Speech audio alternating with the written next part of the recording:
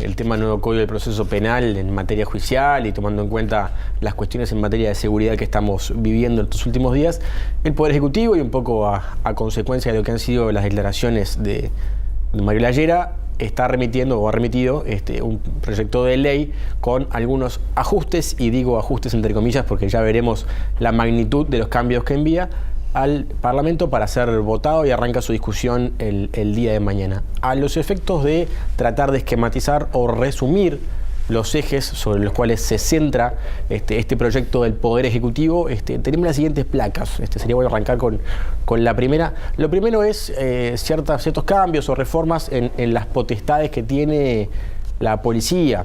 Si bien en la medida que los actores vinculados al nuevo proceso han dicho diferentes cosas, la policía dice que no tiene potestades para investigar, sin embargo el código en ningún lado dice que no tienen potestades para investigar, ni que se les han quitado las potestades. Simplemente ahora, en lugar de responderle a un juez, le responden o le toman órdenes a un fiscal.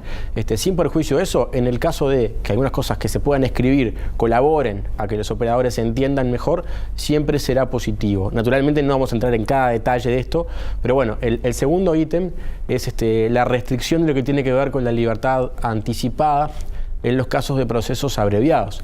¿Qué es un proceso abreviado? Es cuando Fiscalía y Defensa pactan una condena tomando en cuenta de que ambas partes deciden evitar un juicio por diversas razones, y en la medida que se evita el juicio, la Fiscalía ofrece poner una pena menor y la persona acepta sin ir a juicio esa condena y se va con una condena ese mismo día. El tema es que la condena podrá ser al tiempo que sea y sigue operando un beneficio que es el de libertad anticipada, que se puede pedir a la media pena o a los 2/3. Naturalmente, una cosa no tiene tanto que ver con la otra. Yo creo que acá también el Poder Ejecutivo mezcla un poco las dos cosas, porque en el fondo lo que quiere es poner más pena de forma oblicua. En lugar de que el código aumente la pena, restringe beneficios, que básicamente es lo mismo indirectamente. Y vamos con la tercera placa, que es quizá la más importante y lo más sustantivo del proyecto que remite el Poder Ejecutivo al Parlamento, que es la reincorporación de la prisión preventiva obligatoria para algunos casos.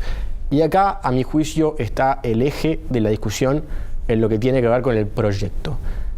Cuando hicimos el cambio, cuando hicimos la reforma del proceso penal, porque el código en el fondo es texto para un gran cambio de fondo en cómo trabaja y funciona la justicia moderna en Uruguay. Entonces, uno de los grandes cambios fue el sinceramiento con relación a la prisión preventiva, que es medida cautelar. O sea, quiere decir que está para evitar que la gente se fugue y para evitar que atenten contra medios de prueba. Nada más. No es castigo anticipado. Ahora, si es obligatoria, es castigo anticipado. Pero a los efectos de ilustrarnos un poco sobre esto, fuimos un poco al archivo y nos dimos con esta entrevista al doctor Jorge Díaz, fiscal de corte, el pasado 1 de noviembre, que lo explica con toda claridad. Lo que hay que entender es que la prisión preventiva es una medida cautelar, es decir, no es una pena anticipada, no puede funcionar como una pena anticipada, porque si funciona como una pena anticipada, como está funcionando hasta hoy o hasta ayer en el régimen vigente, implica de que la persona cumple la pena antes de que se dicte la sentencia, es decir, lo cual es absolutamente inconstitucional y vulnera todos los tratados internacionales de derechos humanos que el Uruguay ha suscrito y ratificado. La prisión preventiva es cautelar, debe ser cautelar. ¿Qué quiere decir? Que debe estar destinada a evitar básicamente dos cosas: el riesgo de fuga, es decir, que la persona sometida a proceso no se fugue durante el proceso y cuando se vaya a dictar la sentencia esa no se pueda cumplir, y el segundo riesgo es el riesgo de que el individuo en libertad pueda obstaculizar o destruir la prueba y de esa forma verse beneficiado.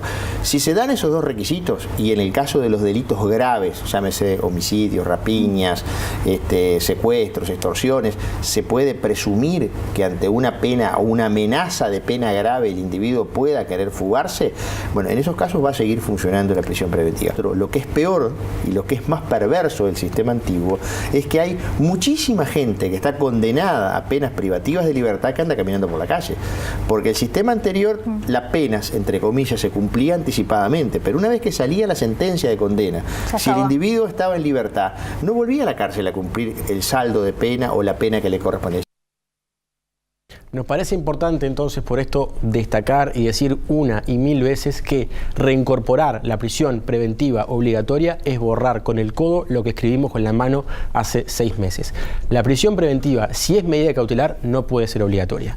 Entonces, si es obligatoria, lo que estamos diciendo es que es castigo anticipado, justamente lo que quisimos evitar y cambiar cuando cambiamos el sistema. Así que de esta manera esperemos y tengamos fe en que el Parlamento pueda comprender y entender a cabalidad lo que esta propuesta implica en materia de proceso penal. Bien. Y el grado de retroceso que significaría votarla.